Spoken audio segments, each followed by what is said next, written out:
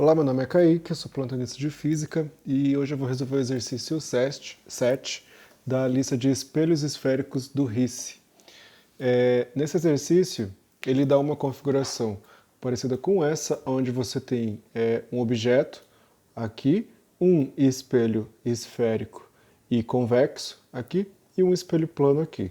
Então essa imagem é a imagem do espelho esférico e essa imagem é a imagem do espelho plano. E aí ele passa essas medidas aqui, né?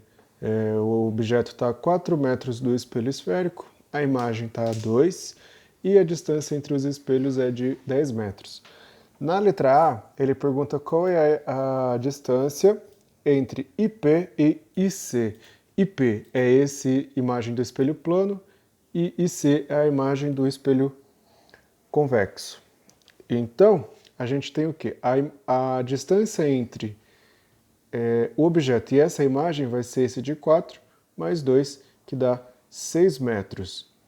Agora, a distância entre o objeto e a imagem do espelho plano é como? Bom, se esse objeto está a 4 metros desse espelho e esse espelho a 10 metros desse espelho, essa distância aqui só pode ser 6 metros.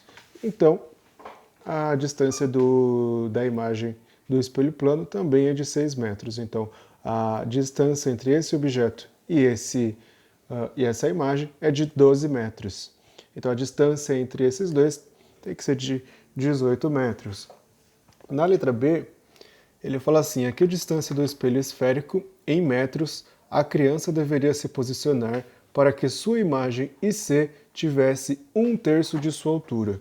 Bom, então se a imagem tem que ter 1/3 da sua altura, a gente já sabe que o aumento vale 1/3, certo? Então vamos ver quais são as possibilidades para o aumento. A gente tem I sobre O, que é o tamanho da imagem sobre o tamanho do objeto, menos P sobre P' e F sobre F menos P, certo?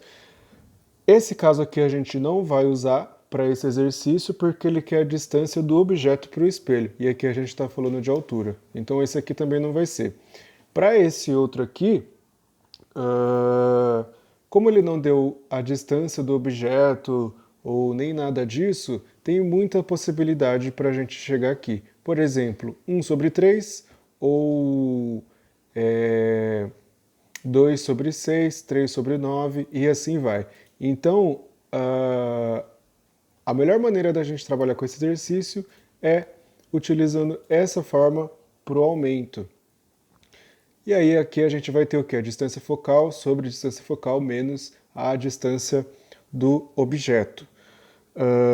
E aí a distância do objeto é quem a gente quer encontrar, o aumento a gente já tem, então antes da gente fazer essa continha, a gente precisa descobrir qual é a distância focal. E aí para descobrir a distância focal, eu vou utilizar, né, este momento aqui, onde você tem um objeto a 4 metros do seu espelho esférico e a imagem a 2 metros. Então, aplicando a lei de Gauss para esse momento aqui, a gente vai ter o quê? A distância 1 sobre a distância focal é igual a 1 sobre P mais 1 sobre P'.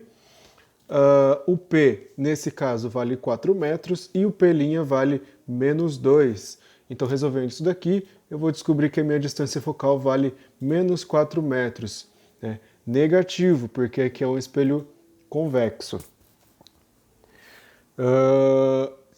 Feito isso, eu vou voltar aqui para o aumento, certo? Como eu quero descobrir o meu P, eu fiz o quê? Isolei ele antes de substituir tudo. Então ficou menos F sobre A mais F. Aqui, ó, você não pode se confundir com um jogo de sinais. É menos a distância focal. Então, o menos continua aqui e a distância focal vale menos 4. Então, aqui vai dar um valor positivo porque é menos com menos. O A vale 1 sobre 3 e aqui mais menos 4 de novo. Então, esse 3 aqui eu subi ele lá para cima, ficou 3 vezes 4 menos 4. Isso aqui vai me dar 8 metros de distância.